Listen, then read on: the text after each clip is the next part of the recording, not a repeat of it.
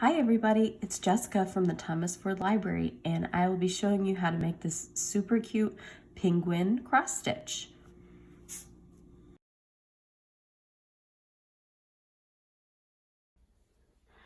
The kit that you picked up at the library should include one penguin cross stitch pattern, one piece of 11-point Aida cloth, one 4-inch embroidery hoop, and your embroidery floss.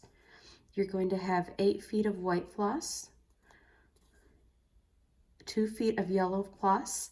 It's important that you do not cut this because it's already at the length that you'll need, and 4 feet of black floss, and your size 24 tapestry needle.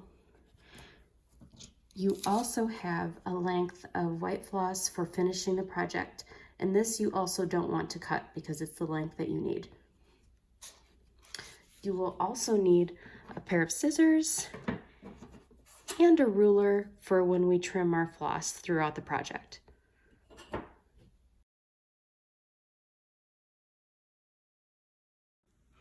Before we get started on our project, I wanted to talk to you about the materials that we're using and show you some of the basics of cross stitch.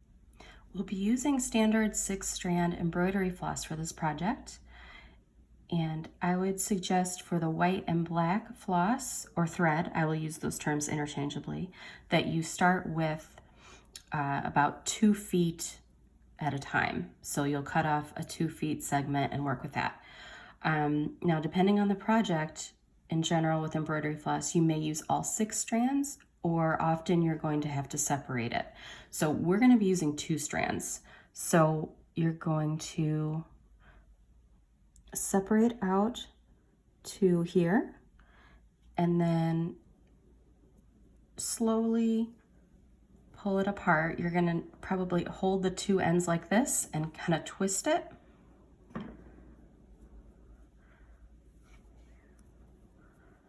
And if you need help with this, I'm sure there are plenty of other videos on YouTube that can help you out.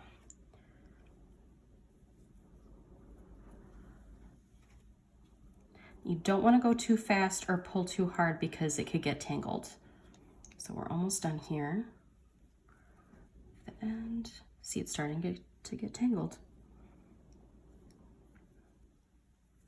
There we go. Okay. So here we've got our 2 strands.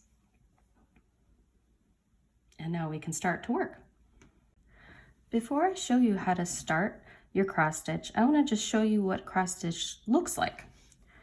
So you're going to start in the bottom left hole of the square, go in on the top right, come up through the bottom right hole, and finish in the top left. And there's your little X. So that is basically what we'll be doing. When we're starting with a new length of thread, we're going to be using the loop method. There are a few other ways to do it, but I found this to be the cleanest and the easiest. So take your 2 foot length of 2 strands of floss. You're going to fold it in half, put those 4 ends all together like this. So we're not making a knot. But so we take those 4 ends and we're going to put those all through our needle.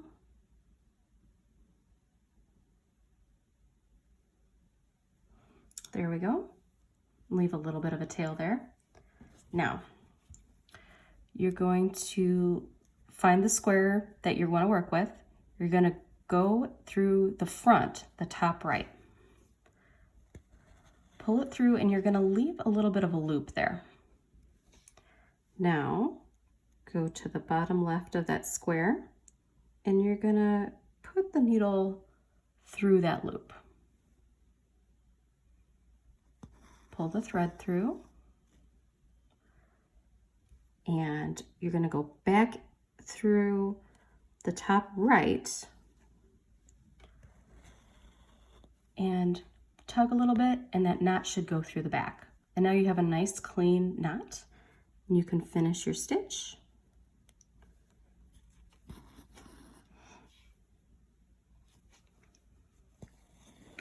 And there we go. Easy as that. Notice that we started with 2 strands of the floss, but since we folded it over, we're actually stitching with 4 strands. So when we're using this loop method, it's only going to work if your project requires an even number of strands, just a note. So now I'm going to show you how to just continue your stitching. There's one way you can do if you have kind of a long row of the same color, is where you can just make a row of half stitches. I'm just going to do a few here.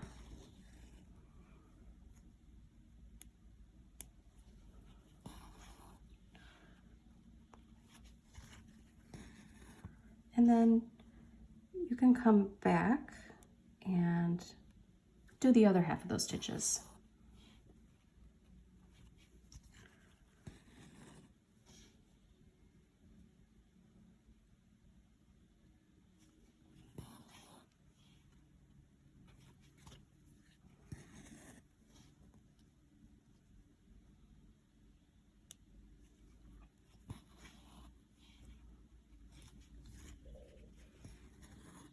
But you can always just do, begin and end your full stitch at the same time. But it's sometimes helpful to do a whole row like that if you have a whole row of the same color. But I would suggest not going too far, not doing too many half stitches, because then you want to make sure you have enough thread when you come back and fill those in.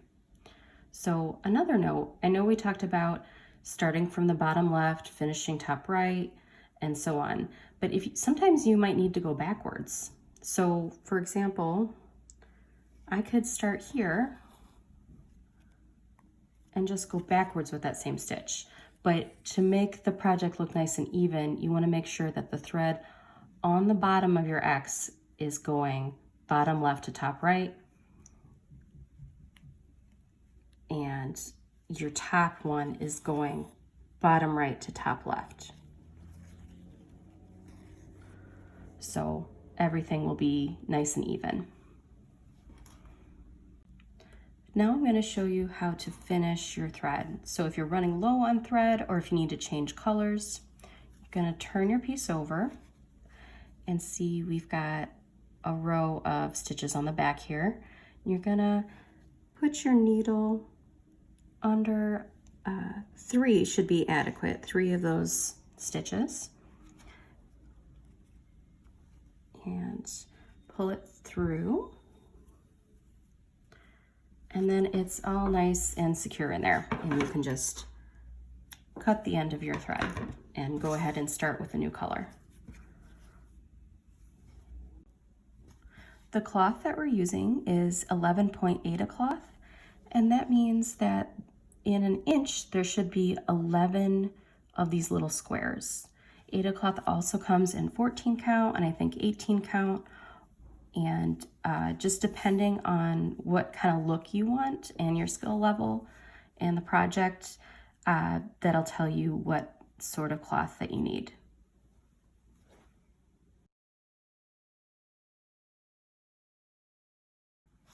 Okay, let's get started on our penguin.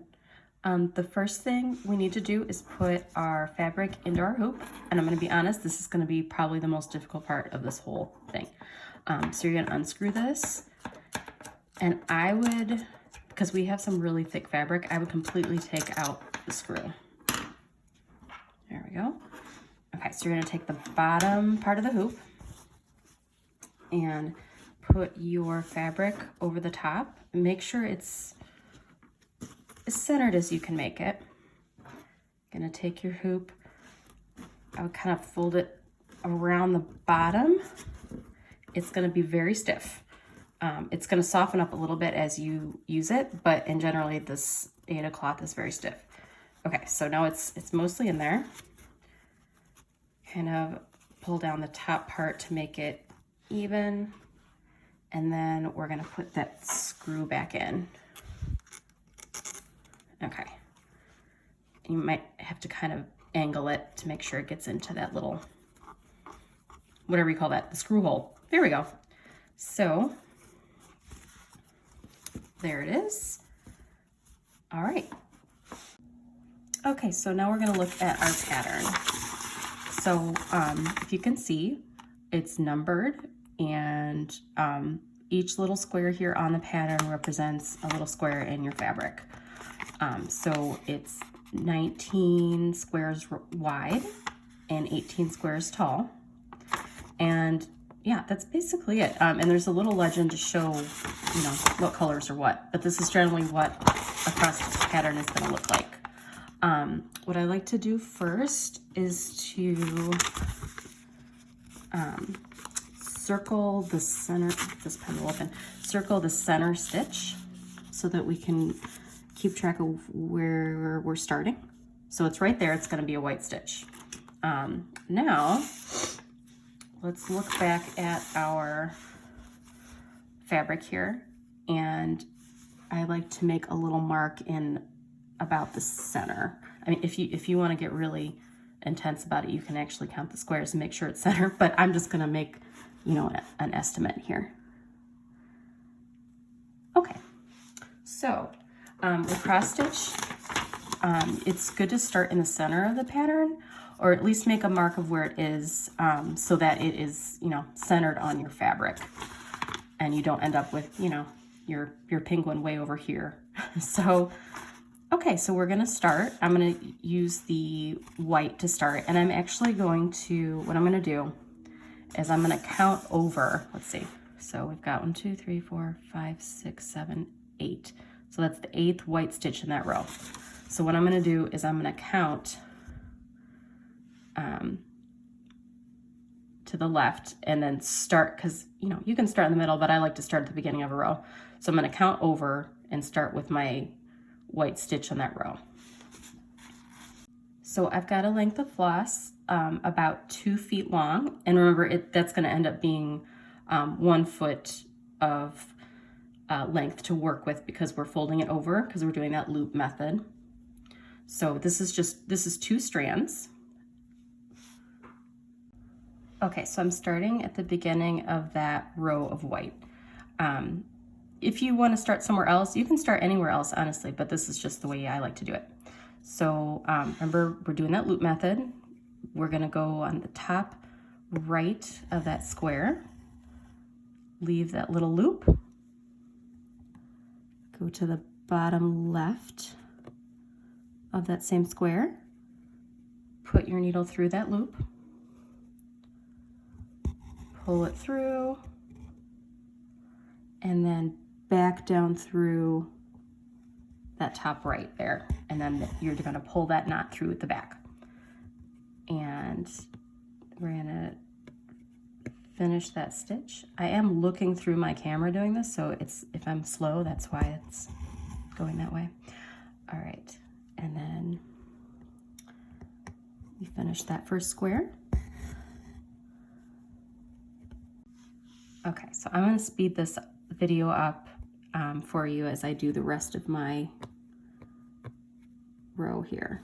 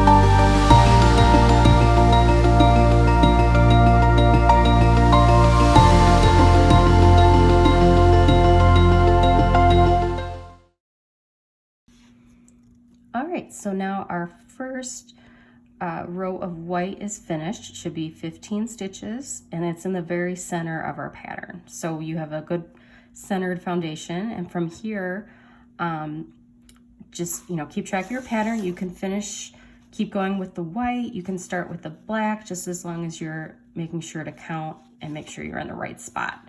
So, and I apologize for this being white to start with because it's hard to see, but it's gonna be awesome. And I will come back when I start on the black. I'm gonna finish up with the white. Okay, so just a note, I just finished my second row of white here. And you don't have to finish off and cut your thread if you still have some at the end of one row. You can keep on going with the next one. So like I still have a little bit left. So I'm just gonna go and do, hold on, a couple of stitches here on the next row to take my thread, you know, as far as it'll go. So when you're really low on thread though, I would suggest doing the full stitch and not a row of those half stitches. So yeah, just take your thread as far as it can go, basically. Okay, so I finished all the white, and hopefully you can see here that I left the little holes for where the eyes are, which are gonna be black, and then the little nose, and down here, the feet. So the feet and the nose are gonna be that like yellow-orange color. So now let's look at our pattern again. We can start in with the black. You can start with the eyes, you can start on the top row, you can start honestly wherever you want. I'm actually gonna start with the eyes here.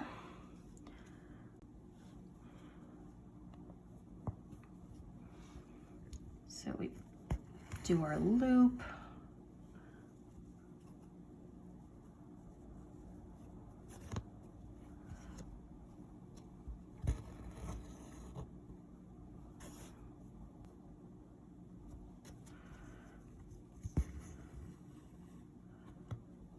Pull that knot through, and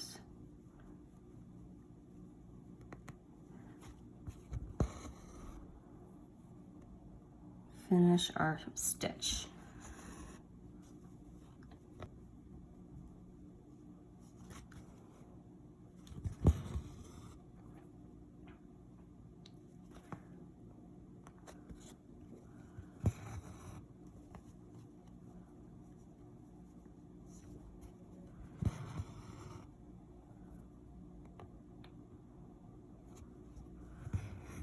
Okay, so our little eyes are done. I'm gonna go up here.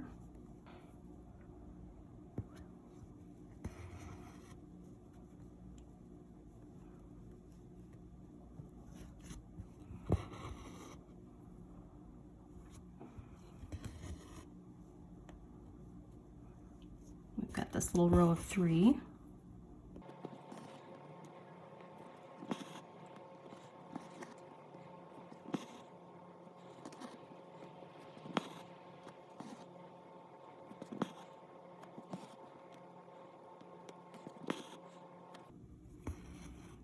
Okay, so from here, just keep going all the way around. Make sure you're following your pattern, and yeah, be back when I do the little nose and feet in orange.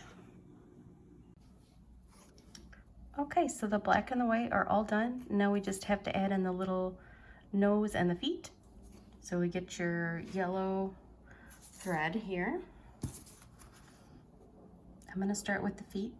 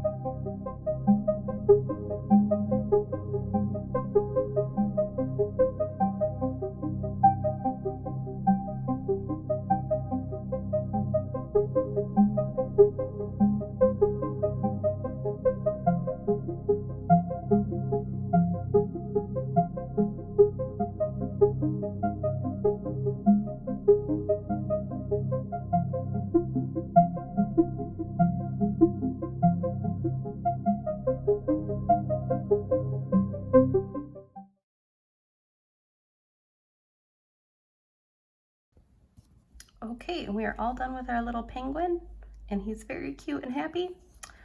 So what we're gonna do now is make sure that it's really tight, so you might need to unscrew it and kind of tighten everything up again. I know I definitely need to for mine.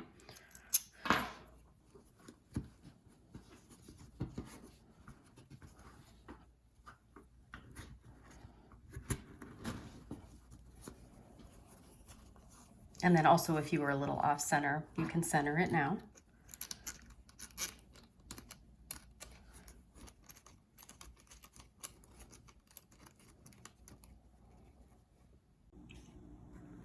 So now I'm going to show you how to finish your hoop.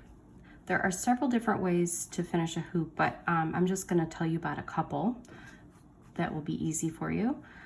First, you want to trim the edges of your fabric so there's about a ½ inch all the way around here.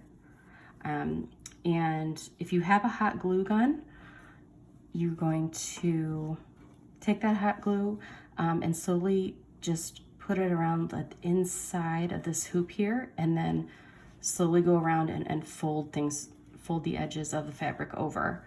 So you'll just do a little bit of glue at a time, fold it over, and you might have to trim your fabric a little shorter because you don't want it to start sticking to the actual project. So that's one way. I'm going to show you a different way of doing it. There should be a length of thread marked for this purpose in your little kit. I'm not going to loop this over. I'm just going to put the ends through, thread the needle just like you normally would with, with sewing. And we are actually going to make a knot this time. So we're going to make I would do a couple knots actually, because we don't want this to go through the fabric.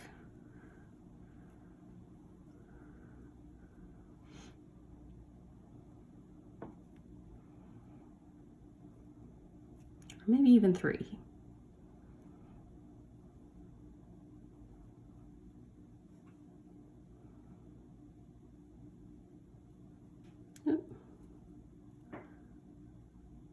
Okay, so we've got that nice and knotted up. Now we're basically going to just start sewing around the fabric. And actually I would pierce through like the center of a square. It might be kind of tough, but it's going to help everything stay together. There we go. Okay, and you can just use a stitch about that big, if you can see that. And try to keep it towards the edge of the fabric. And you can go in the holes if you want. You can pierce the fabric if you want. It doesn't really matter. Probably easier to just go in the holes, but. Okay, so we're gonna go all the way around. I'm gonna speed this up.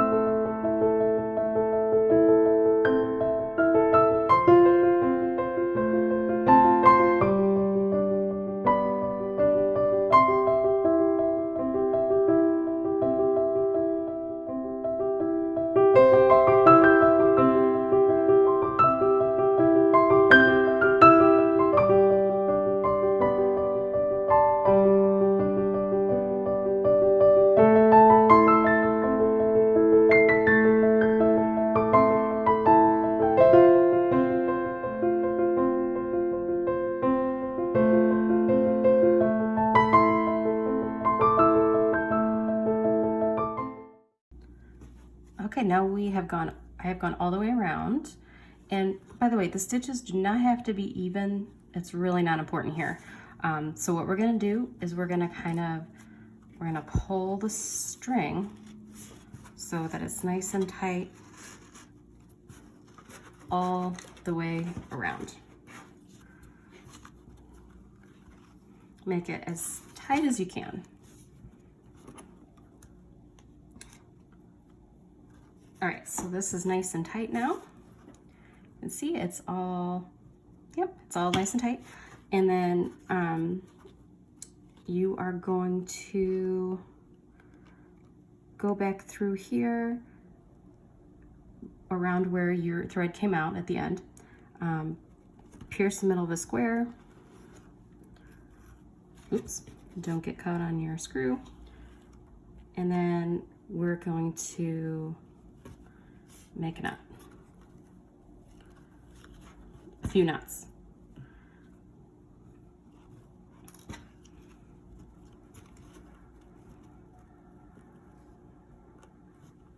Okay, it's kind of awkward to do at this angle, but let's see. And make sure that it's really pulled tight when you had first made that hole in the fabric at the end. So, all right, I made the knots. You can cut the thread. And then there is more you can do from here. Some people like to sew a piece of felt over the back of it. But I think if you're just gonna hang it up, this is perfectly adequate. And it's all, you know, you don't see any of the edges from the front. And yes, this is all done. I hope you enjoyed this. Thanks for joining me. Again, if you have any questions, please email me, jessica@fordlibrary.org. If you have any questions or if you need any more thread, please let me know.